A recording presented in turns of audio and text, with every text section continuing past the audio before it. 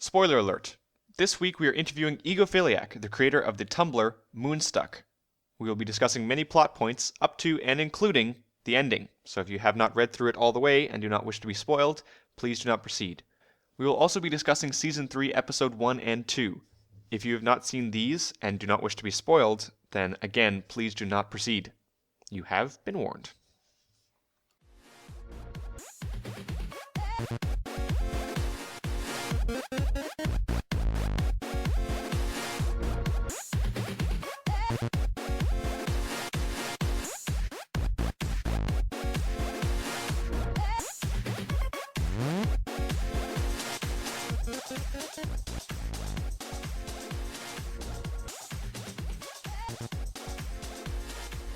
Ole dna imauklu ot et aituk tras reda surk, rof reb mivon tightnut out dinasut dna evlut. Well, that was unexpected. What the hell was that? My name is Rainbow Plasma. I'm the organizer and editor of this podcast, and today I'm joined by Burned01. I am the special guest coordinator and Burns all sometimes the editor. kerfuffled over what you just did. I don't know what just happened. I have absolutely no idea what you're talking about. Anyhow, I'm Flutterguy317, and I'm the art coordinator. We're just making up words now. No, those were words. Those Well, were it didn't words. sound like real words. Anyway, I'm Pinky Dash and I'm Australian. I was speaking I Australian. feel like that was very, very Australian rehearsed. Okay, fine. I'll tell you what I did. So, I recently saw a funny little video that was made where Fluttershy, it was Fluttershy and Rainbow Dash singing a whatever that song. Oh my god, I can't Find a remember the Pet. name of the song. Find a Pet. Thank you. Professional here. And Fluttershy was done by someone with a very monotone voice, and Rainbow Dash, every single word was backwards. So I decided to try and see if the intro would sound okay backwards. So all of that, each word was reversed in that intro. I'm surprised And that you yes, pulled it it off. took me like 3 days. It took me 3 days, and I have a Word document up with the things spelled backwards, so I could do it. And I also had to turn you guys' audio off. Did you have to record yourself, and then listen to yourself backwards to get it right? No. It just took like 20 times rehearsing it to get it done. Nice. Oh, okay. Anyways, past that silliness, this is the Cutie Art Crusaders. What I said was hello and welcome to the Cutie Art Crusaders for November 20th, 2012.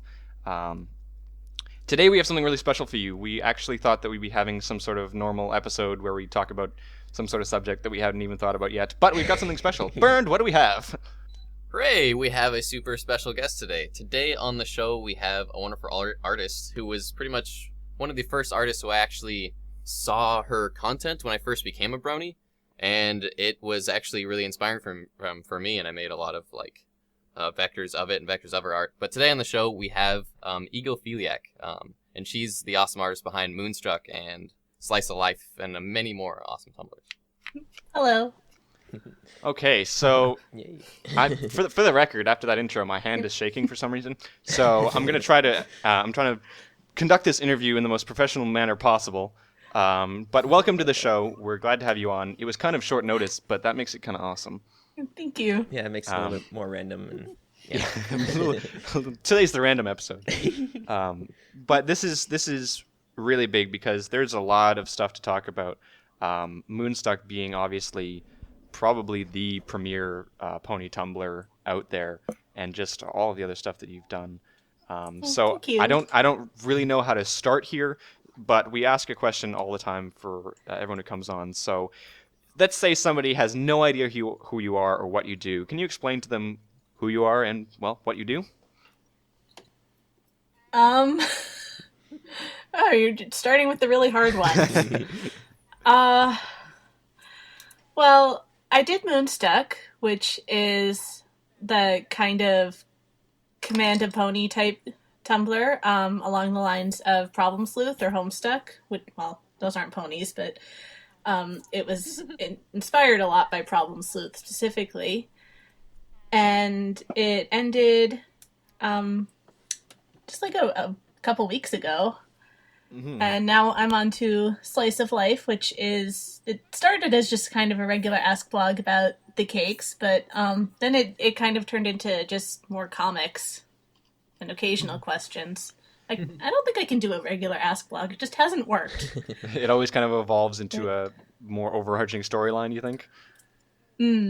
Yeah. Well, some people are just inclined that way, you know? Some people do really well with, for example, writing. Some people do really well with short stories and they make amazing ones, and other people just kind of have to make those epic sagas. It just comes naturally. So, Moonstuck is... I don't know how else to describe it. It is an epic. It's got, 800 or 908 panels. Just over 900, yeah. Yeah, just over 900 panels. When did you start that again? I don't remember the exact date. Almost exactly a year ago. I believe it was November 23rd. So that's what 2011. three updates or 3 panels a day. That's crazy. Oh, don't ask me anything math. I'm an art person. Yeah, that's crazy. When I first found the Moonstuck Tumblr, I think it was on like page 12. And now look Something at like where that. we are. My goodness. Yeah, Yeah, it's right? like page almost 200 pages, I think. It went on a lot longer than I expected it to. So I think a good question to start with was for Moonstuck. Did you did it start out as just a regular Ask blog and then just evolve into this beast of a Tumblr, or did you kind of have a plan for it to be this longer series? Well, when I first started it, I mean, it started out as just like a command-based one. It was never really a regular Ask blog. But when I first started it, I did not expect it to last more than a day or two. I think after about the first 15 posts was when I got the idea for the story, and then it just kind of kept growing from there. So did you, when you first started thinking of like the original story, did you slowly start developing each like step and stage? Was it like, I really want to make sea ponies, so you kind of worked that into the story? Or did you actually have an overall story arc that was planned as people started asking questions? Kind of both, I guess. Let me think of how to say this. When I came up with the story, when I say that, I basically thought, oh, it should end with Discord. I mean, I'm assuming people here don't mind that I'm talking about the ending of Moonstuck. But yeah, because it was actually because of the whole desaturated palette. It was like, oh, it should be Discord. And that thought kind of led to it being the whole story about how Luna and Celestia, turned him to stone in the first place. And so it was like I had the beginning, and then I had the ending, and then I didn't really have anything in between.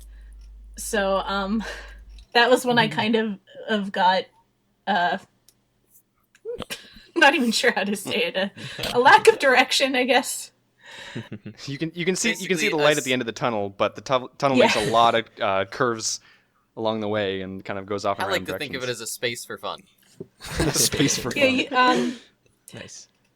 usually the way it would go was I would think something like, oh, sea ponies or bat ponies or whatever, and then I would have that in mind as like the end goal, and then it would just be the commands that got her there, I guess is the best way to put it. There's so many like posts in your Moonstruck Tumblr that just make me laugh just because they're thank you. so ridiculously funny. I remember when the 2 bat ponies first started like getting wrapped up into the storyline, and that was I'd originally seen Moonstruck and then like walked away from it, started doing other stuff, and then when I really started getting in the community, like when that's right around when I was doing Vector Club stuff here.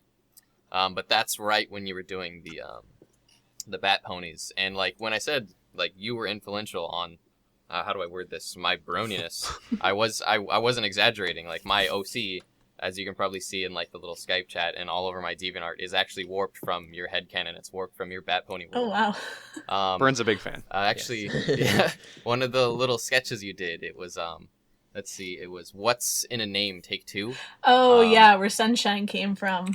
That was the first piece of pony art that I ever saw that stuck with me wow. from then until now. And I vectored it. I vectored the entirety of it, and then I vectored the little mother Mother Smiles, I think, is what I call her down at the bottom of the piece. Yes, I remember you sent me a link to that. I think that was you. Yeah. I think Burned was the only one to do here. so. Yeah. Yeah. Yes. Yes, that was the one. But I mean, I used that for my avatar for the longest time, and then eventually warped my little OC original character around it, and I've gotten commissions and from awesome artists for like my personal little OC of your Bat Pony. And I'm not creative enough to think of an original name, so I just kind of piggyback off of Sunshine Smiles, because technically it's me, so because I just use it as Burned 01. But if someone asks, that's usually and I just say it's from your world. Oh, thank you. So what was your original inspiration for Bat Ponies? Well, in Luna Eclipse, she comes flying down in her chariot, which is pulled by bat ponies. Was it just that, or is there anything else? Like, Well, Sorry, I'm thinking. I'll take your time. After I saw that episode, a little while after that, I did what Brent was talking about with the What's in the Name comics involving those two bat guards, and I just really liked drawing them. It was pretty much that simple. I liked drawing them, so I put them in Moonstuck, and they somehow took over Moonstuck and became like one of the most iconic parts of it, I think. I love how you do their ears. Like, I think it's the most iconic thing for bat I love ponies their is have ears. their little fuzzy ears. And as far as I'm concerned, how you make ears is canon. That's how it's supposed to be. Oh, thank Forget you. how the show does it. But I loved that, and like I worked my OC around like just the little fuzzy ears, and I went a little step further, and I gave my OC a fuzzy chin, and that's my only defining feature. Burn's the original. Yeah. Just fuzzy chin, fuzzy ears, perfect. Fuzzy chin. Originality. Great. So- Okay, so let's move on to something such as some things that have come out of Moonstuck. For example, you've gotten a lot of fan art and animations and dubs of Moonstuck. What's that like to kind of have that? Not only to have the kind of quote unquote popularity where a lot of people are viewing your blog, but also to have these kind of deviations come off of it. I'm still convinced I'm gonna wake up at some point. There really is no way to describe how amazing it is that people actually want to draw fan art and do all this stuff. I think when I first seriously thought of myself as an artist, I think my ultimate goal was to make something that people wanted to create off of, not just something that people enjoyed, but something that they wanted, that inspired them and made them want to actually go out and make things. I mean, I can't talk. I'm sorry, but It's fine. Don't just worry about it. make things. Well, that seems like a really ambitious goal, and I think you've managed to like reach that goal. I mean, Moonstruck is one of the farthest reaching tumblrs out there. Like when I went to EverFree Northwest, that was one of the things I would ask people, because I had I got a commission at that convention of my OC, which is basically one of your bat ponies, and people would be like, "Oh, I recognize that," you know. It was amazing both times I went to BronyCon, like how many people actually came up and said, like even people who, you know, had never seen my DeviantArt and didn't recognize the rest of my stuff, they would see like the Moonstuck poster on my tail and be like, "Oh, Moonstuck," and including a lot of little kids, which surprised me actually. But Well, I think that adorable style kind of well, I don't want to say attracts little kids, but you know, you get, see, look, I can't talk either.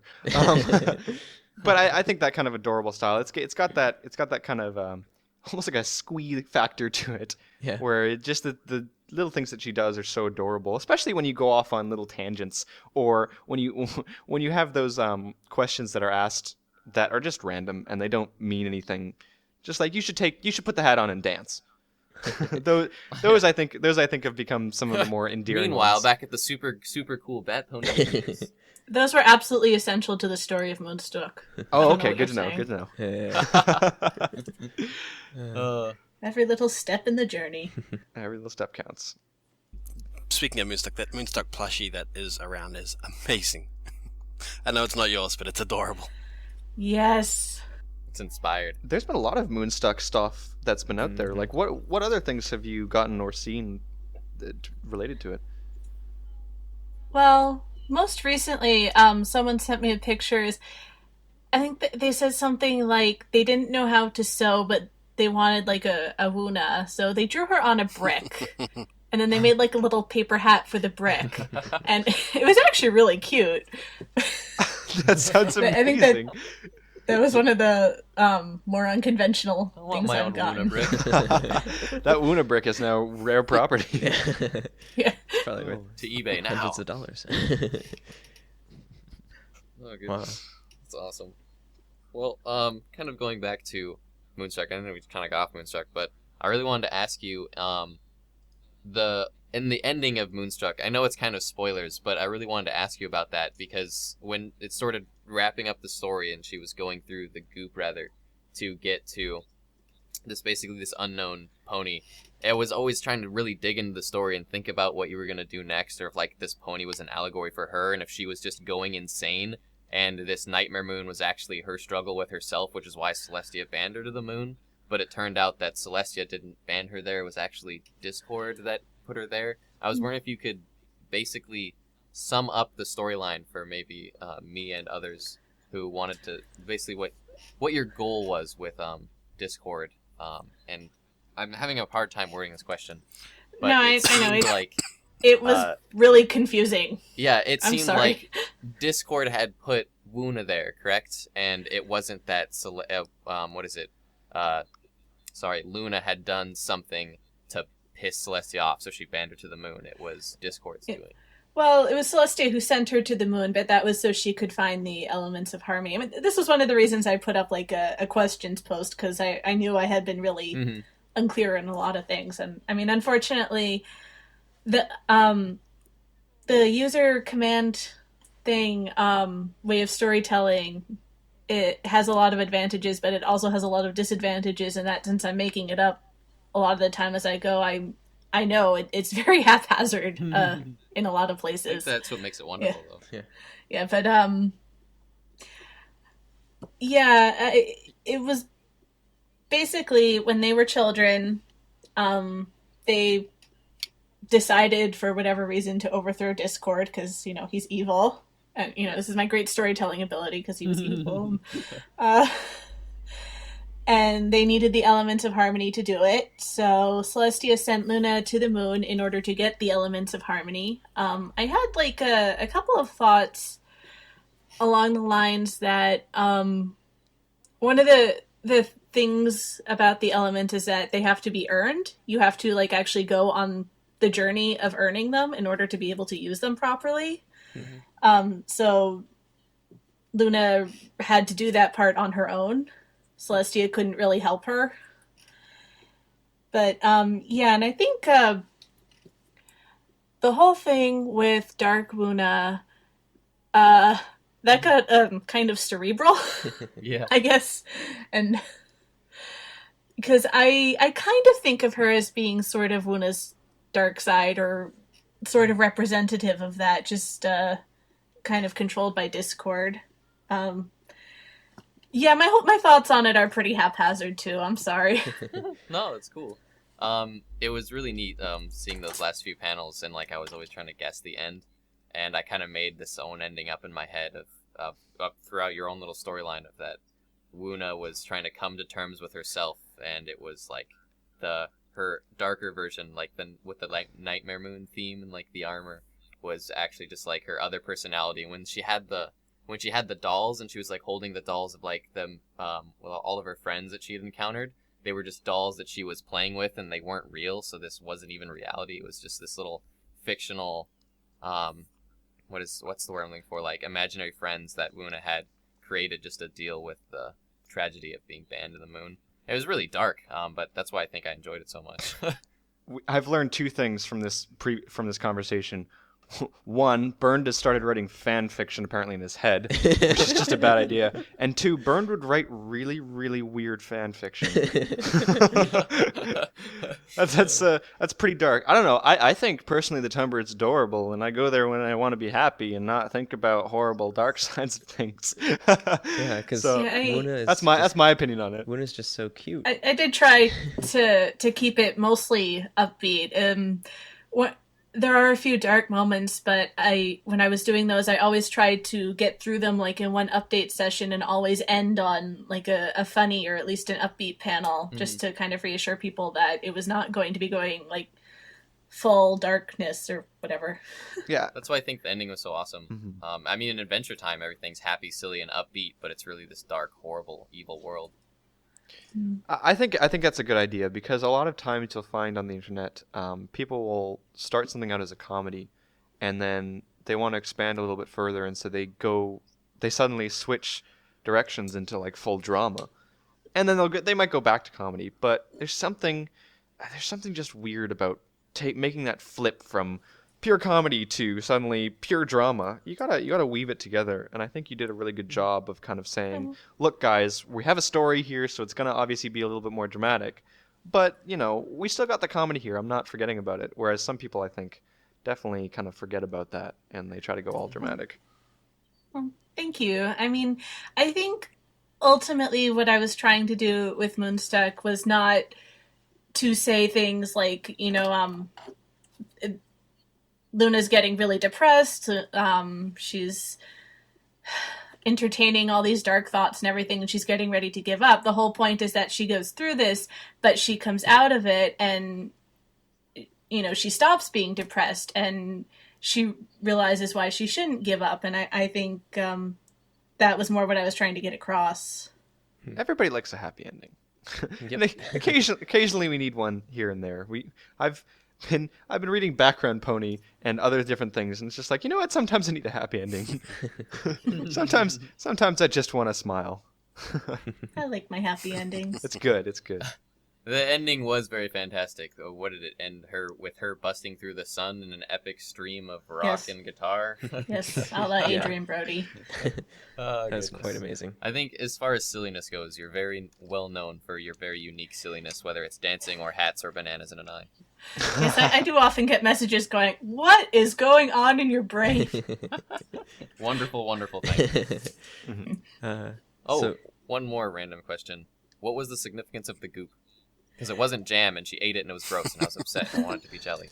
Oh, I'm sorry. No, I'm just It was kidding. actually a reference to the smooze from G1, Oh, okay. which Yeah, because I I don't know remember if you haven't- mentioned smooze in there, and I was waiting for it to come alive and started like eyes and attacking her. It made me scared.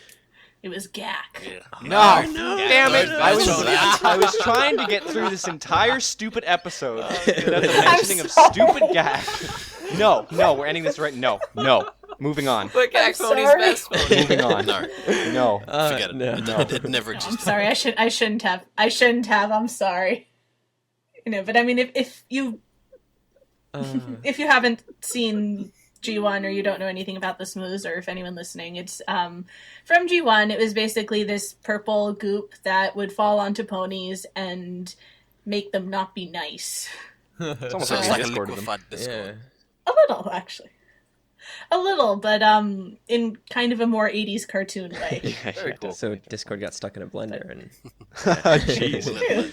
Yeah, there's even a song that went along with it. Anyways, there's There's a lot of fan stuff fiction about for you. smooze out there. So let's I kind of wanted to talk to you a little bit, moving away from Moonstuck, because you've got a lot of other stuff that you do. Wait, Plasma, I don't know the song. Could you sing it for me? Nothing can stop this. No, okay. I thought we were going to have a sing-along. So let's talk a little bit about your drawing in general. So how long have you been drawing for? Have you been sketching your entire life, or is that just kind of something that you've been starting recently? Nope, it's pretty much been since I could hold a pencil. I think my mom still has like all the drawings I would do when I was 3, and I would come up to her and be like, "Mom, I drew a cat." And, yeah. So did you end up? Obviously, you found the show about a year and a half ago, whenever that was. Did you immediately start making art of that, or was it kind of you waited a few months and then said, "Hey, I could draw fan art of this"? Yes and no. I think I did do a couple of little pieces, just kind of for the heck of it, because I liked the show, and I did not know about the fandom until like about mid-January of after it had aired. So I think that was like after Call of the Cutie, and then that was when I really started producing a lot of fan art. So I think it was more just that the quantity went up. A lot of your earlier pony pieces in your DeviantArt gallery are from, what is it, EQD's Artist Training Ground? Is that where Yes. you released, or is that where you first started making fan art, or how does that, as far as history-wise goes?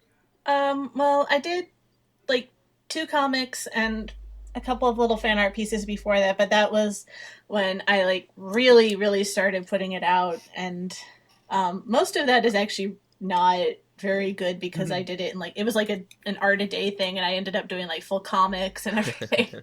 So it was pretty rushed, but it got me off my butt in drawing. So Are you kidding me? Artist Training Ground Day 14 with Hoof was phone is Oh, God, amazing. that how can you say it was not great? Look at that amazing spelling. Look at that. Oh, goodness. Oh man. So for those of you who don't know, could you explain a little bit what Artist Training Ground is and kind of how you got involved and whatnot? well, I don't know if they've done another one since, but during June, I think, of 2011. Oh God, I don't even remember. Equestria Daily hosted this event where, like, every day for a month or so, they would put up a theme or something, like draw a younger version of a pony, draw a pony flying or whatever, and then you could interpret that basically however you wished and send the drawing in, and the only caveat was that it had to be within 24 hours of when they posted it, I think. Or, yeah, and it worked out really well because oftentimes when, or at least when I'm left to my own devices, I just have no freaking clue what to draw. And you know, everyone's like, "Oh, draw the picture you've always wanted to draw." I want you to sit down with time to yourself and just draw whatever. And it's like, I have no idea. I don't know. It's always nice to have that little direction. Yeah, so getting the little prompts and being able to jump off of those really helped. There was, in fact, an Artist Training Ground in 2012. I believe it ran either in July or August. Yeah. But it was, I remember it because it was frequently, and we were mulling over whether or not to bring it up on the podcast. We didn't end up doing it, and it ended. But yes, EQD occasionally hosts, I think they do it about once a year, and they host these kind of, it's not a competition, but it's kind of like, here's something to draw today. Go out there, start drawing, and it's a great way, and it encourages a lot of people to go out there and start participating in art and getting better. Because we always kind of preach the fact that there are many different techniques you can use. There's other things like that, but the best way to get better at art is to practice. Mm-hmm. And Yeah, enjoy it. definitely. So this is Enjoying a it's great way to Yeah. kind of practice. Yeah, I think it spun off into like its own DeviantArt group, which I think they do like per week prompts rather than per day. There's a lot of resources out there, and we highly encourage anyone who's listening to go out and kind of look for those kind of things, or go back and even look at the prompts that were given, and then just do it yourself. Yeah. Mhm. And Day by day. I know a lot of like DeviantArt groups will do challenges and stuff occasionally. So that's a good place to get some inspiration or motivation. Let's see. So on your Moonstuck Tumblr and just your art in general, you kind of developed this really unique, cute, adorable like style. Oh, thank you. Did that like just kind of come naturally at first, or did it kind of develop over time, or? Well, it kind of developed. I mean, if you look at a lot of my older stuff that I haven't taken down, I used to draw much closer to the show style, or at least in different style. But I think the thing about developing a personal style is that it works best when you're not actively trying to do it, I guess.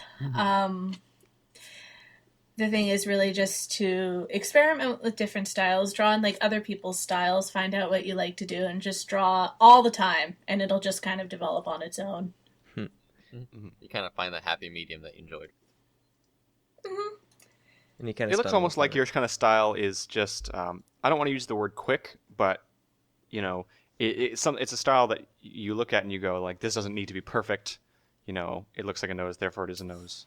I think that As far as noses, Simplified. like You have the most unique noses like ever. Like they're always there. It's always one stroke or sweep of like your what is it? Your tablet. And to C. they're they're always Letter cute. C. Yeah. Okay, so let's talk about Slice of Life because I'm a huge fan of Slice of Life. Oh, thank you. And even though Bernd loves Moonstuck, he has not gone into Slice of Life. So this, like you mentioned before, Shame on you. I know, right? I think I like Slice of Life more than Moonstuck story-wise, just because I have more control, I guess, over how I can tell the story. Like I was talking about earlier, I am kind of ashamed of Moonstuck's pacing because, well, it sort of works. It's I didn't have a lot of control over the pacing, and Slice, I have a lot more control over that, and I feel better about it. Should I Is that just be something ashamed that that you I feel don't like- follow tumblrs Yep. at all? Yep. You're not allowed in this discussion. You should. I think it's fair if you don't follow tumblrs, but I have a couple that I keep going back to and kind of check every couple of days. We're obviously guys who enjoy DeviantArt a lot, so we check our DeviantArts quite a bit for new content, but maybe not Tumblr just because we're not quite into it. But Yeah. personally, I have certain Tumblrs on my bookmarks just to kind of go check every once in a while when I'm bored. I do feel kind of bad because I don't post to DeviantArt as much anymore now that I've started my Tumblrs. I should post more. Nah, I actually don't agree with that because I feel like if you're splitting your attentions between two different things and you think you should appease two different audiences, and it's sometimes like it gets a little bit, it kind of dilutes the entire thing. I like the fact that you kind of focus on Tumblr and just say, you know, here's where I am, and I put out the best content I can possibly make on the Tumblr. And I don't know, people can go to DeviantArt for specific pieces, but I don't think you should walk back and forth because then you've got two different things that are kind of half completed or half looked after, right? I guess. Maybe just It's people always have nice different to opinions. cross-post a Tumblr piece that you're proud of on your DeviantArt and be like, "This is the Tumblr I've been working on recently." Oh yeah, Because for lets sure. those who I just meant come across new your DeviantArt. new images on DeviantArt versus new images on Tumblr. But I guess there's a Oh lot. yeah, like constantly updating it. Yeah, it's so going back to the whole pacing thing, do you think that it's a little bit more comfortable this time just because you've done this kind of thing before, and maybe you kind of have a feeling for how it's going based on Moonstuck, or I don't know. I mean, it is a little weird, the difference, because with Slice, I really have like total control over everything, whereas Moonstuck was really input driven, and I don't know. I mean, I'm not really even sure how to explain it. It's just kind of odd. Is it difficult coming up with things when you've had a kind of a year of being prompted with things? Is it tough to kind of make stuff up or make a storyline, whereas before you kind of used input to guide your story? Not really. I mean, I am still taking input on Slice. The ask box is always open, as opposed to Moonstuck, but I think with Slice, it's more like that really is more of a prompt or a suggestion type thing, whereas with Moonstuck, that really had I'm sorry, I really can't talk. The commands really had a huge impact on the story, whereas I use the things I get with Slice more as like a jumping off point. Right. Okay, so now Slice is obviously, you mentioned a little bit before, but I just want to confirm this. Slice of Life is kind of what you're going to be aiming at now that Moonstuck is done. This is kind of your project that you're going to be focusing on? Yeah, in terms of ponies, anyway. Right, of course. Everybody's got lives outside of ponies, but we don't care. Ponies is To where us, it's you at. That's don't, not what we're here to okay? talk about. You're our art slave, and you must perform for us. Dance, pony, dance. I was actually joking with the guys before the podcast started, or before we even invited you in here, that you hadn't updated in 6 days, and that's horrible, and you should feel horrible. I'm sorry. Actually, on that topic, I don't actually believe that. You make amazing content. You should take as long as you need to. But on that kind of topic, do you ever find that there's any pressure to put out updates, especially with Moonstuck, where it got kind of so big? Was that ever overwhelming? Yeah, there were a couple of times when doing Moonstuck where I pretty much had to go on hiatus for maybe like a week or two and just not even think about that, because in retrospect, it was a lot of fun and I really enjoyed it, but it was also a lot of pressure at times. And I guess especially when I announced that I was ending it and all the backlash over that, and I don't know, it got to be a little much at times, I guess is what I'm saying. But like 99% of the people were awesome and supportive and everything, and I love everybody. Okay, so do you have Awkward anything? silence. I think one of the most notable things in the show My Little Pony is the faces and the facial expressions that they have. You have a very defined facial expression set, and you use a lot of very amazing faces that are nothing like the original show, but in the same kind of, it's got the same kind of creative face making. Is that again just something natural that you did, or do you just spend some time? Do you spend time at home kind of just making funny faces? Well, I am one of those artists who, when I draw, I tend to make the same expression as whatever I'm drawing. So yeah, I make weird faces a lot. I think it's mostly just going for a really cartoony, exaggerated style. I think one of the best pieces of advice that I've heard in terms of drawing cartoony style art is push it as far as you can and then take it further. Because when it comes to cartoons, there really is no limit, and you just want to exaggerate and make things as weird and as wacky as possible. Yeah, I think those are the best expressions. I mean, if you look at some of the best expressions from the show, it's all these crazy, over-exaggerated, huge eyes or mouth drop into the floor expressions. Yep. And I think the same thing goes for yours. Speaking of like random expressions, I assume everyone here has watched season 3. Hopefully everyone who's watching this has watched season 3. But there's something, it's kind of off topic, but I wanted to bring up.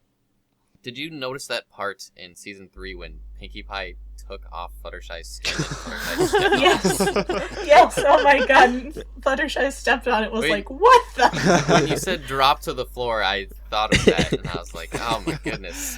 Well, That we made me are laugh we are so actually we hard. weren't planning on doing any season 3 discussion, but I think now that we've got a guest and we can add another opinion to this, I think maybe now would be a good time to kind of go into that. So do you guys want to move on to just kind of a quick, maybe 10-minute discussion about first episode of season 3? Before we do that, there was one last question that I wanted to ask. Before we started recording, there was something you mentioned about working with the super limited color palette of Moonstuck. Oh, Could you go yeah. into a little bit more about that for us?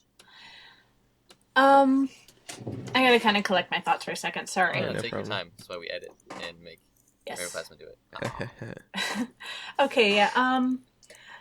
The interesting thing about Moonstuck is really the limited palette, because it's not in true grayscale. It's in just very desaturated colors for the most part, which started out as back before Moonstuck actually had a story and everything. It was kind of just a way that I could kind of put things out quickly, because Luna only has like 2 or 3 colors actually in her. I think it's like her hair, her eyes, and her coat, and the outline colors.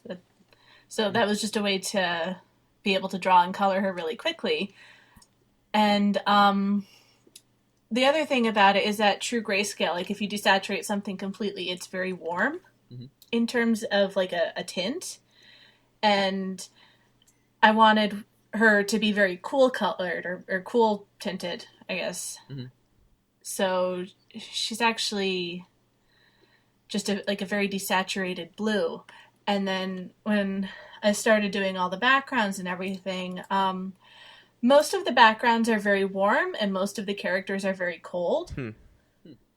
And a lot of the areas of the moon and everything, like the waterways and the caves and everything, have like their own color schemes, I guess. Like underwater is green and blue, and the caves are red and brown, and just Little things like that help to. yeah. It's kind of like just little hints, but it's amazing what you can do to a human mind when they see those little things and how it influences them.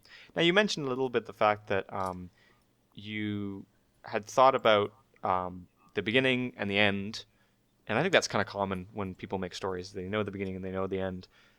So you worked the color scheme kind of into the ending with Discord, correct? Mm-hmm. Can you explain a little bit about how you kind of fit that all together? I'm not sure, but I can try. Well, like I said, the whole thing with Discord came about like as a result of the desaturated palette. And I think actually one of the things I did, it didn't end up being noticeable at all, but a couple of times when Wuna is in the smooths, I actually desaturated her completely. So she really is grayscale. She's not blue anymore.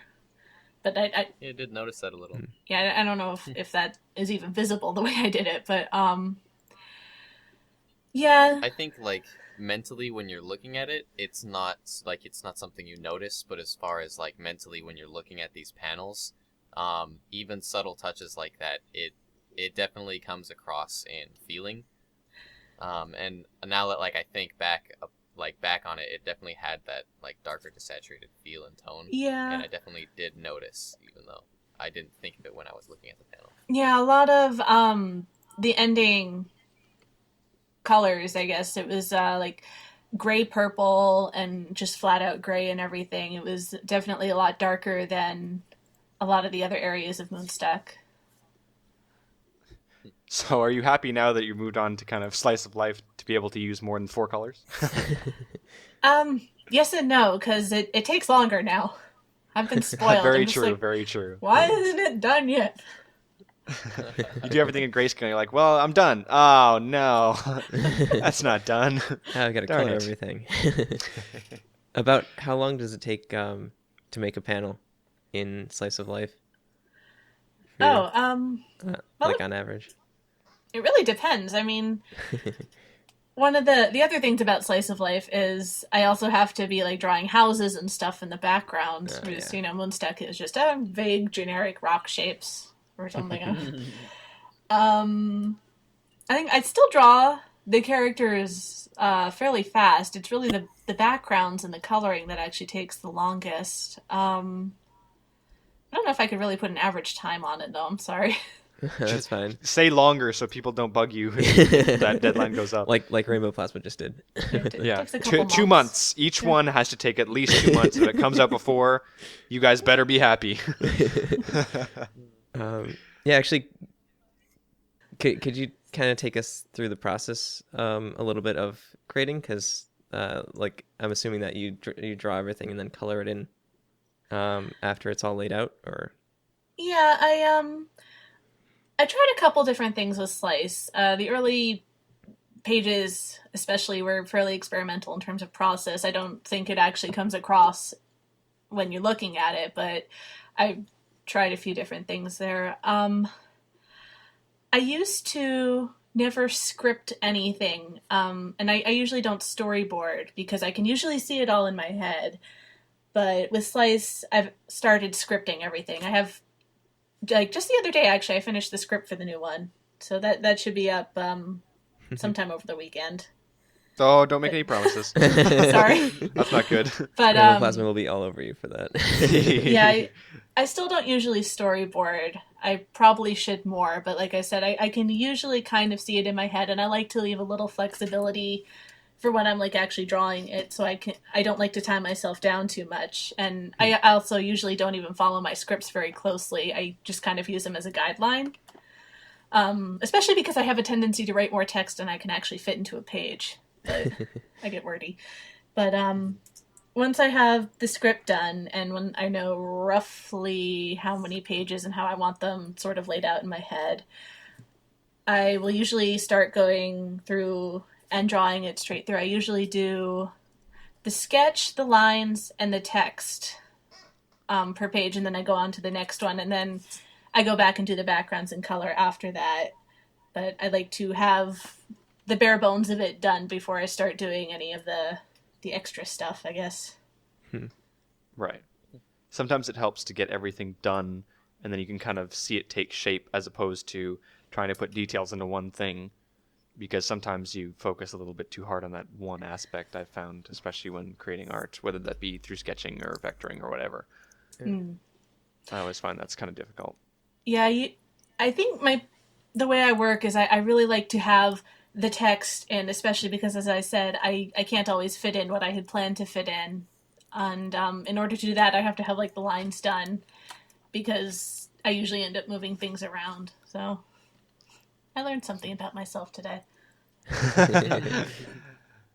We learned a little bit about you and a little bit about ourselves. So I'm actually thinking what we're gonna do right now is, because we're hitting up here on time, and we want to go into kind of season 3 talks. So what I'm actually gonna do is we're gonna leave season 3 talks into a little something special after the episode. So we're gonna finish up the episode, and then we're gonna head off into a spoiler cast for season 3. So, do you guys have any last questions that we want to ask? Otherwise, I do, then we're just going to finish it actually. up. Yep, go ahead, Vern.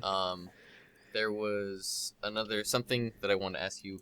In your Moonstuck Tumblr, again going back to this, when you started wrapping up the storyline and kind of introducing Discord, and it was like an unknown being, and like you were really messing with the text, and you started messing with the medium in which you were portraying the story. Mm. You were using Tumblr, and you were using the text and like blurring it out, and then you were kind of doubling up text and like changing words, and it kind of had like those shadow words, kind of making them laugh at Una and stuff. And then eventually you straight up just broke the interface of Tumblr, having like Wuna fall out of the actual box and like fall on her head in the panel below. And when I was reading this, I was like, what's going on? And it was messing with me so much, and I think it's what made the experience of going through your Tumblr so amazing, especially when Discord made his appearance and he was actually just straight up off the panel and he wasn't even on it. I found that blew my mind more than I expected. Well, it's Discord. Yeah, right? You know, I thought it was very fitting. one of the things that I did really want to do with Moonstuck was to kind of play with the fourth wall aspect of it, like with the narration and the panels and everything. And I was glad I got a chance to do that. It was very cool. Thank you. As far as like how you did it, how exactly do you have to do that with Tumblr? Was there coding involved? Did you have to like mess with the layout? Were they pictures on top of pictures, or? Yeah, I actually, the guy who did Moonstuck's layout for me, Red Enchilada, I asked him, you know, is there a way I could do this? And he said, yeah, sure. And he gave me the code. It's I'm sorry, I don't know HTML, but yeah, there's like something you have to paste into the custom CSS box in the Tumblr layout, and you have to do it for like each picture, and then in the actual post, because you're assigning like a background image to a class or something, and then you put the span class in. Fancy I don't know what I'm talking about. Fancy code terms. Basically magic is what you're saying. And then it's like you rotate it 360 degrees with the GUI interface, and you know, enhance and with the cheese. And I really have no idea. I thought you were serious there until you mentioned cheese. The GUI interface sounds like something a programmer would make. Yeah, that was like from a CSI episode or something. That's goodness. fantastic. That's great. But yeah, no, I definitely loved that whole aspect of everything popping off the page. I thought it was wonderful. Especially in your very sketchy, chaotic style. That was also very cool. Unfortunately, even though I thought it was really cool to do Discord in that style, a lot of people didn't recognize him, and it sort of lost the impact that I had hoped for. Oh, I recognize that. Yeah. Oh, thank you. It's so easy to recognize. What else could it possibly be? Come on now. It's a very unique, desaturated, chaotic, sketched out Discord. Especially when he didn't have a fill, he just had like lines. Yeah. It was a good rendition. Thank you. Yeah, definitely. As far as artistically speaking goes, I thought it was done very well. Thanks. So, we are running out of time, unfortunately, but I do want to ask one more question, just kind of a general question there, just to end this all off. You mentioned earlier that your favorite, you thought that the Bat Ponies were really fun because they were fun to draw. Do you have any character in particular from the show that you enjoyed drawing? And you're not allowed to say Wuna because that's cheating.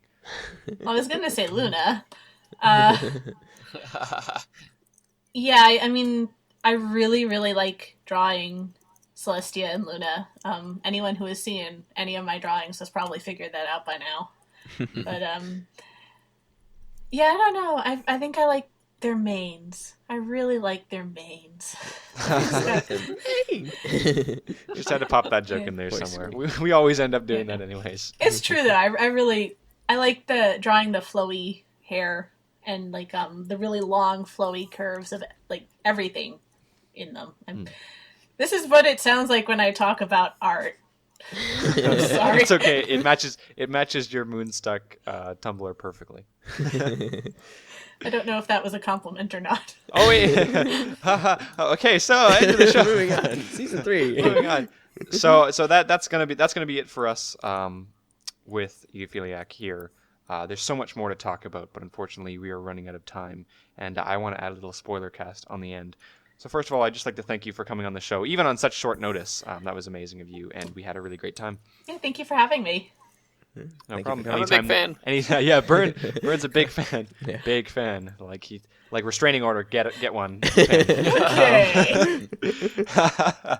And yeah, so anytime you want to come back on, would be fantastic, and I'm sure we could talk to you in the future perhaps when Slice of Life is wrapping up. God forbid it ever does. Don't say such Maybe things. someday. Jeez. Yeah, I know. Okay, so that's everything for today, guys. Thank you guys for watching. We're just gonna. I forgot to mention this. Can you just list off anywhere where people would like to find you in terms of DeviantArt or Tumblr or anything like that, in case people want to see more of your art? Okay, well, I have both a DeviantArt and a Tumblr, and my name on both is Egophiliac, so it would be egophiliac.deviantart.com and egophiliac.tumblr.com. And my two Tumblrs are Moonstuck, which is actually woonastuck.tumblr.com, and Slice of Life, which is actually sliceofponylife.tumblr.com, because both the names were actually taken. And, yeah, I think that's the two main places. Yeah, so definitely check them out. Those will be on the screen right now for you guys to go check them out. And you can go there and follow along. I highly recommend, if you haven't seen Moonstuck, just take an afternoon off and go through it, because it's an epic saga and it's a lot of fun. And you can also it's catch up with worth Slice of Life. It's worth the 188 pages. And I Wuna, should, so I should also point out that even though the fact that there's like 908 panels is pretty daunting, it goes really fast. Because It really does, because yeah. they're all small and quick and kind of bite-sized chunks. Yeah. All right, well, thank you guys for watching. We're just going to do our plugs now, so let's pick a random person. Piggy Dash, go with the plugs. I'm not a random person, I do it all the time. Okay, so we have a DeviantArt account, which is cutieartcrusaders.deviantart.com. You can go there, you can check out all the stuff we've got from today's episode, previous episodes. You can see the previous episodes on there as well. Actually, no, you can't. You can only see this week's. Yeah, ignore that.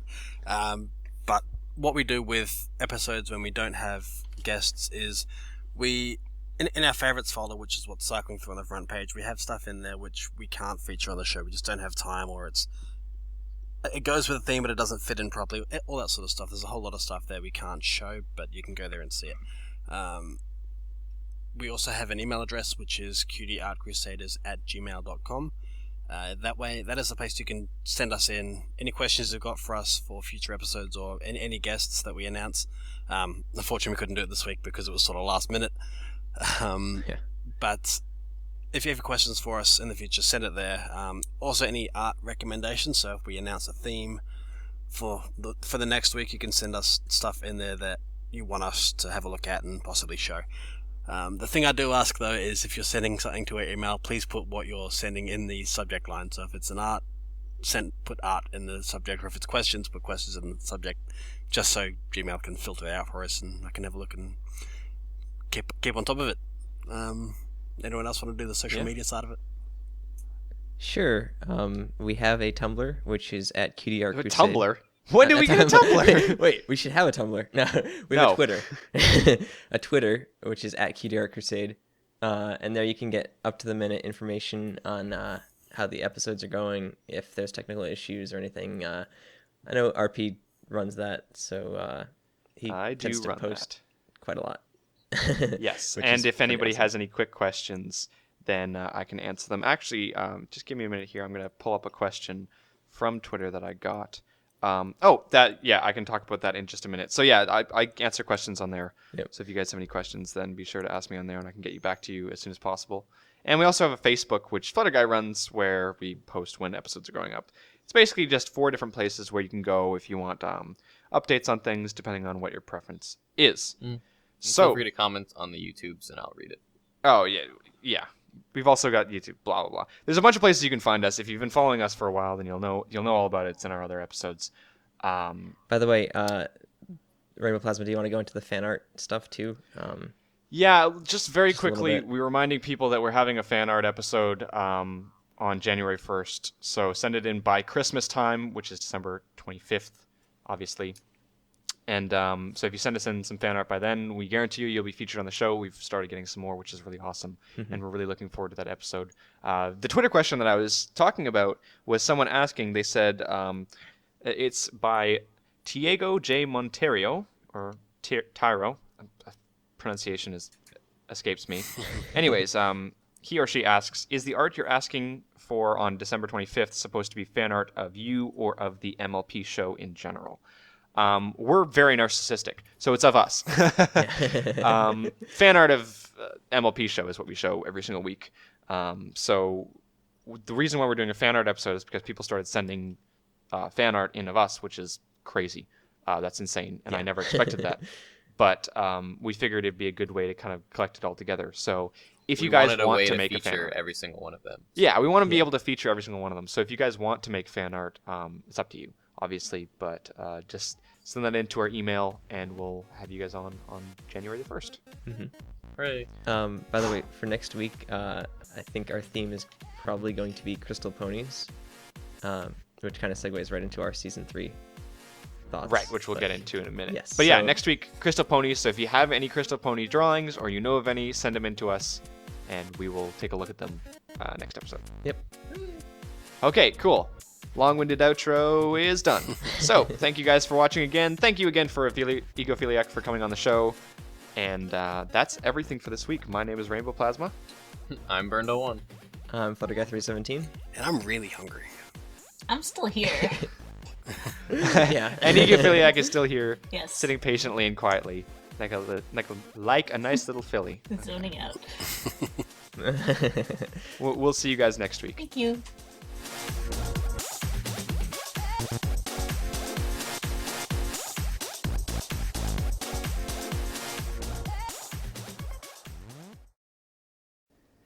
Hello and welcome to the little addition that we're putting on the end of episode 21. This is a spoiler cast for season 3. Originally we decided that we weren't going to talk about season 3 because it would get in the way of our talk about art, and especially with our guest Egophiliac, that would get in the way there.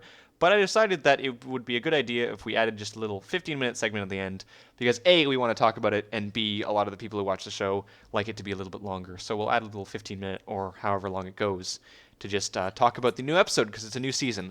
So it's obviously going to be me, Burned, Flutter Guy, Pinky Dash, and Egophiliac is actually joining us for this. So You can't get rid of me. it's going to be a party. So first things first, let's just go down the line. Did you like it? Did you not? I'm going to start off.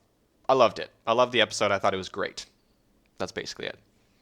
Yep, I definitely have to agree that it was pretty amazing. I thought there was a lot of awesome parts and like homages, and especially little fun like fan bits in there and little jokes, like what I mentioned when we were actually recording. I can't remember the last time I laughed that hard at something in a actual My Little Pony episode of like Fluttershy stepping on her own skin. Yes, I step on my own skin all the time. It just blew me away. I think the last time I laughed that hard was when Pinkie Pie sneezed confetti. That was great as well. I loved that. Yeah. Yeah, the episode was amazing. Pinkie Pie was amazing during it. Yes. Oh my god. It was like the best Pinkie Pie's ever been. So random. Pinkie Spy. Wow, that's a big compliment coming from you, you obsessed little... I kind of I love shouldn't Pinkie be Pie. talking, So I think all 4 of us love the episode. What about you, I do too. Egophiliac? I thought You think it's great? I've heard some complaints from some people because of the villain. That's a big thing. Yeah, I think the problem with Because- the villain is he's all potential, and we didn't really see any of it. It's like we're told, he took over the Crystal Empire, and he was this big evil guy and everything. Whereas in the actual episode, he just kind of floated around and went like, in the way that he Yeah, did. laugh maniacally. Crystal. That's my impression of King kinda grunted. Somber. Is it's not a very good impression. Close enough, right? Wouldn't it be more? That's what you get to hear. No. I'm gonna go with hers on this one. No. Yeah, I mean, I think I had a theory about that, and a lot of people were talking back and forth because people said, he just wasn't as good as a villain as anything else, and I think they would have been better to just leave it as a cloud of smoke, like a kind of impending evil, because that's what he was supposed to be in that episode. It wasn't supposed to be the focus. Yeah. But because he was a character, for some reason, we looked at them and we went, "Ooh, a character, that's supposed to be the focus." what I thought was hilarious was after his headshot was released, Equestria Daily had like that whole competition and everything to draw the body, and everyone was busy speculating. And then for like most of the episode, he was just a disembodied head on a cloud of smoke. Yeah, that was great. But yeah, I think the main point was really that the episode wasn't about him in the same way that like the finale for season 2 was about Chrysalis or the premiere was about Discord. It didn't really involve him in the same way. And Yeah. He was kind of just the ominous antagonist that was like the impending doom, and they had to do something about it. I thought he played a great role as a floating cloud. Yeah, I think that was perfect. I mean, if you just have, you can't always have these amazingly complicated villains with backstories. You don't have enough time. The focus was not on that. The focus was, hey, look, new kingdom we never knew about. Crystal ponies. That's awesome. That's what we're looking New at. We're not looking at- hairdos. It's funny because Exactly. a lot of the opinions I hear about like the first generations, especially the first generation of My Little Ponies, the greatest thing it had going for it was the villains. And a lot of people say that, so I thought it's kind of like an interesting switch up in this the new generation of Friendship is Magic, where it's like the villains kind of have like a backstep. Like Chrysalis had some dialogue, and Discord is easily one of the most amazing villains in a cartoon ever, and has so much depth. And this guy, he's kind of just like, I'm meant to be a scary cloud. Yeah. So I think the episode was really more about developing, I guess, Twilight and Spike as characters, especially Spike, I think, because he yeah, that was really cute when he looked into Yeah. the door. and like at the Sad. it's I really don't know what you're sad. Yeah, talking right? about. Spike was awesome. Yeah, I thought that was incredibly dark for quote unquote a kids show. Like, Yeah, but it was there's- great. I'm actually kind of iffy about how kind of dark it seemed. I mean, I understand they really balanced it out. They had a lot of funny moments, and I don't usually laugh out loud at My Little Pony. It's a happy show, and I smile, but I don't usually laugh out loud. But I found myself a good 3 or 4 times actually legitimately laughing out loud. So you So lolled. maybe they're just kind of balancing the scales. We're saying, yeah, our story's getting a little bit darker, but the comedy's there. Yeah, they put so many great jokes with Pinkie Pie in. What was this? Like, I want a horn! It was great. I love it. Does anybody else want a horn? I want it! It's called a flugelhorn. God. Get it right. I know, right, Bernd? God, that was great. And what is the other thing that made me laugh? I was like, I'm running out of materials. Yes. I had to make a hat out of a straw and something. I made it 3 work. pieces of straw. Yeah, 3 pieces of hay and a straw. I made I it. made it work. It made it work. That's I love great. Rarity. We warmed up to Rarity because of we interviewed White Diamonds a couple weeks ago, and she's just the physical embodiment of Rarity. So we interviewed her, and we've always kind of said afterwards that we're kind of warming up to Rarity. Rarity's awesome. This episode was really good. Yeah, she definitely had a lot of great character development in the second season. I think she had a lot of great character development in this season. But as far as character development goes, what did you guys think about everyone's development?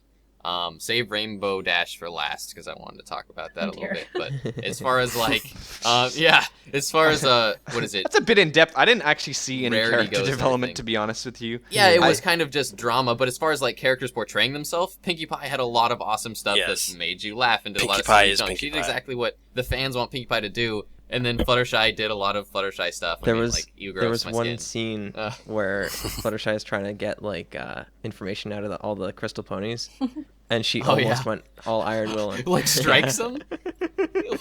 Yeah, that threw me off a Yeah. little. It was just gonna like strike him. She's like, okay, I'll come back another time. That was great because Fluttershy definitely has that kind of crazy backstreak in the scene. So let's not beat around the bush here, Bernd. You want to talk about character development with Rainbow Dash? Go ahead. well, we're not really allowed to swear on this show, but I thought she was a choice of words quite often.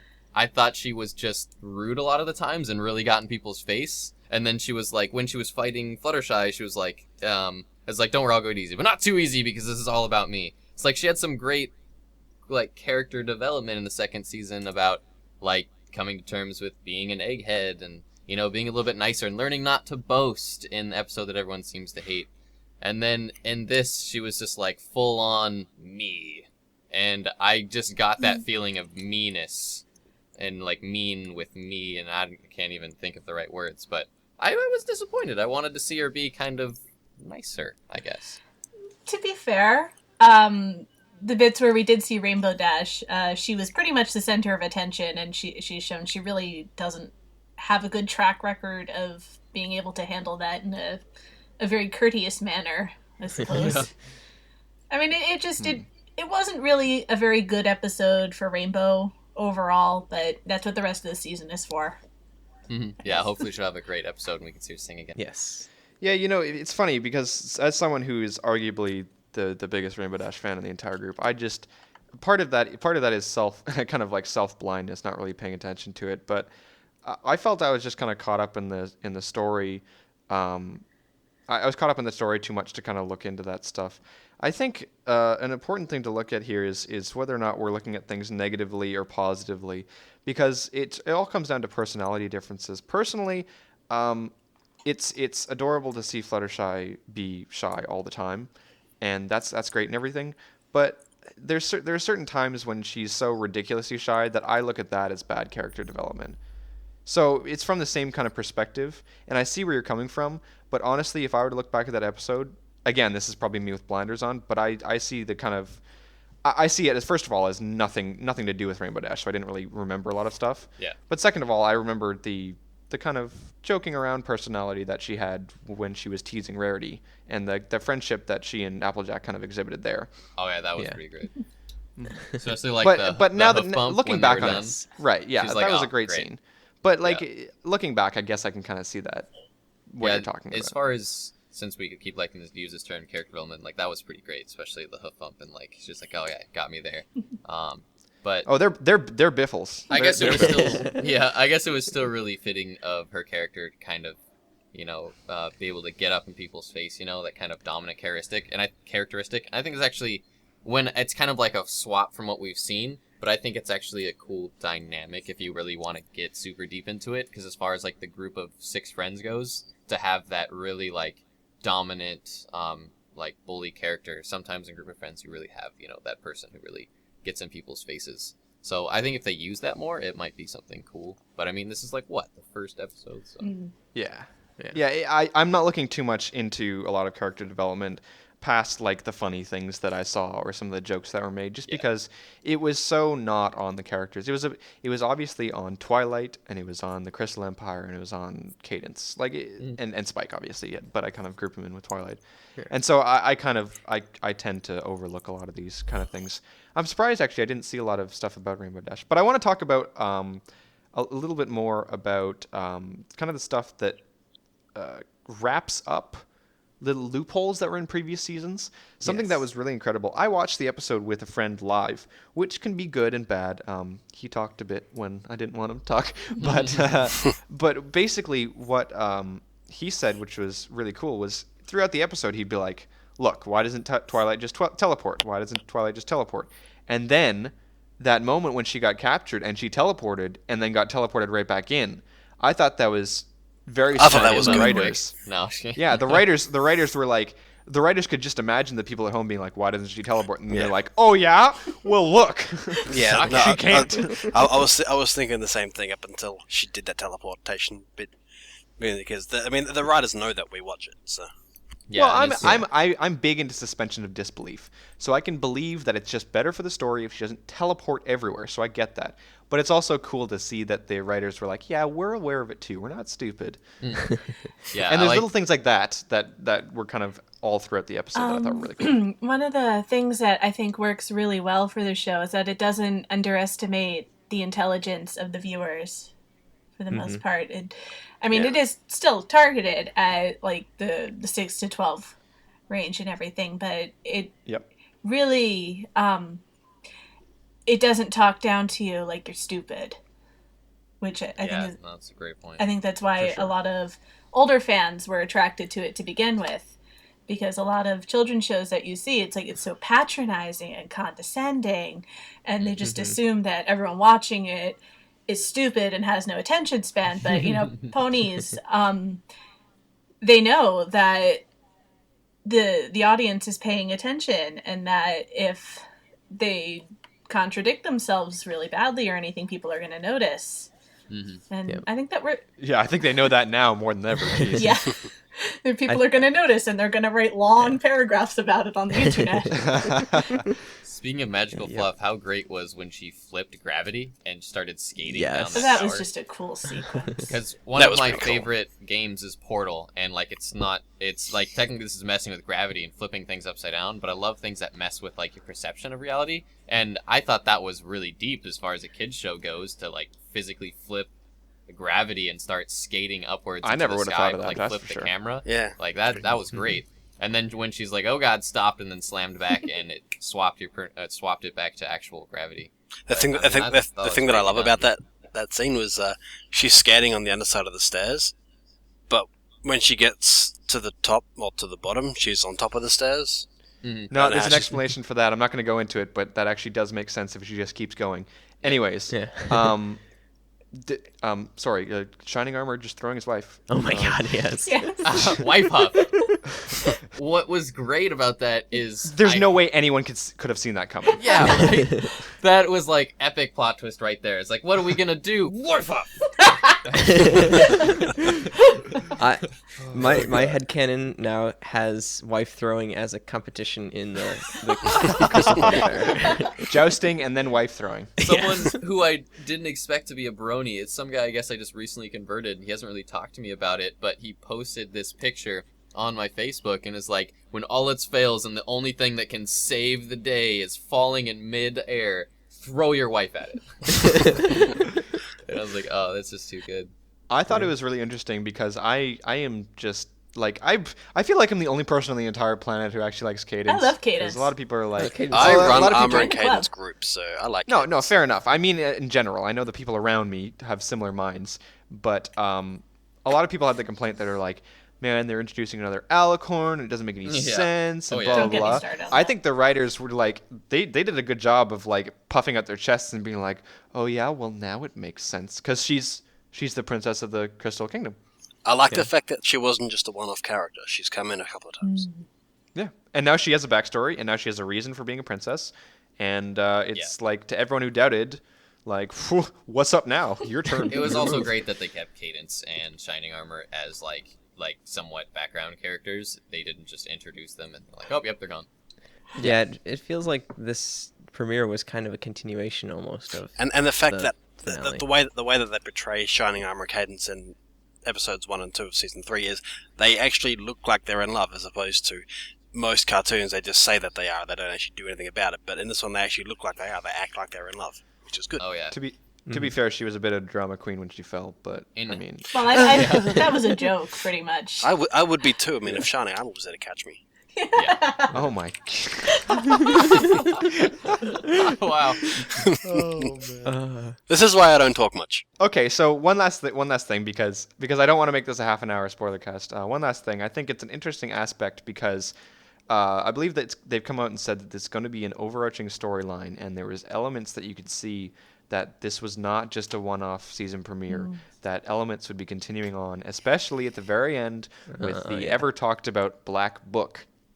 And I think that's a very interesting aspect. And as much as I'm kind of iffy about it, because it is still a kids show, and what makes it special is that it's a kids show, and I kind of want to keep that magic, I'm interested to see where it goes. Well, Yeah. like I was saying earlier, it's a show that doesn't underestimate the intelligence of children, and so they feel freer to do these things, which I think is one of the things that makes it good again. So, yeah. Fair enough. Yeah, it's going to be an interesting season. That's for sure. Oh yeah. That's for sure. As far as this season went, or this season opening went, these 2 episodes, they had so many great things for the fans, and I think that's definitely something they're keeping in mind. And I mean, this is a season opening, so like the stuff they've had more time to work on, I assume has got to have just the same amount of content and be just as great. And there's supposed to be like a big. I have a feeling that Sombra's going to come back, and I mean it's all but basically announced though that there's going to be something with Discord, and Yeah. I'm really looking forward to think it. it was John I- Delancey's had a part in this season, so I may or may not Maybe have you voice Sombra. looked at. I may or may not have looked at the Wikipedia page. and No, I'm not no spoiling more. anything, I don't. but it looks no amazing. spoil. I don't look at the teasers. I don't look at the teasers for new episodes. I don't do anything like that. I'm Yep. very spoiler free. So careful with your words. great tomorrow. It was his Yeah. sled. Funny you should say that because I recently watched Citizen Kane and I had that spoiled by Family Guy. Oh well. Anyways, before we go off tangent here, I think that's basically it. Again, we could go on for hours and hours, but it's a good thing to cut it off here at about 18 or 19 minutes. Let us know what you guys think about this, because we're going to be like a week and a bit late on the episode because of just happened to be when we record. But if you guys enjoy this, we can start doing this at the end of each week if you want. It's really up to you guys. I'm going to talk to Final Draft and see if we can be like, can we make longer episodes? And so we'll see. But again, this is all based on your opinion. So let us know if you guys enjoy these longer episodes, or if we're just a bunch of rambling goofs who should Well, we probably know go off that. the air. Real but, quick, you know. what did you guys think of the songs in the episode? I was disappointed I already knew them. The Crystal Pony song was stuck in my head for a while. Yes. Oh my gosh. But we only I should heard stop like singing this the episode. Why am I beginning singing portion this of the episode? Crystal Ponies. They even had like a finishing up section of Crystal Ponies. This is true. Well, no, they had the Princess finishing up Games section of are- Twilight's Yeah. song. Yeah. Yeah. Yeah, exactly. Magic will not Sing. last forever. Okay. Anyways, I was a little bit disappointed that I already knew the songs, but that means that all the songs in the future are going to be new. Yeah. It was kind of cool to see them again though, and like know them and be able to sing along with it. And the context too. Yeah. Yeah. And now that there was context to it, it was so much more to it. I love when you hear something and like you kind of have, I know lets a lot of people down, but like I built up assumptions of what the song was about. I mean, obviously about her failing a test. And then when you put it in the episode and put it in context, it threw that context so through a loop that it was completely new and different, that I thought it was great. To Yeah, you have actually, that like flip you have that perception. oh. I like when my moment. perception's flipped. Yeah, exactly. I did really like the reprise at the end, which was new to most people. I don't think they'd put a clip of that before, but just bringing that back in that context, really, it was a really solid end to the episode. Oh Yeah. yeah. That's really cool. So, predictions for the future. Obviously, Applejack needs to have a song. Yes. Anything else you guys want to see? Yes, Applejack's song. More Applejack. Anything you want to see, Egophiliac? More Applejack. It's more. More Applejack? More princesses. I always want more princesses. Applejack becomes a princess. Princess Applejack. Applejack is best background pony. No, Shush Applejack is your best face. pony. Shush your face. All right. Well, we're gonna wrap up here because we're going over 20 minutes for this spoiler cast. Holy I know. cow! I want to see Cutie Marks. But It's anyway, ridiculous. So much ponies, so little time. All right, we're out of here, folks. We'll see you guys next week. sorry. We love you. Bye.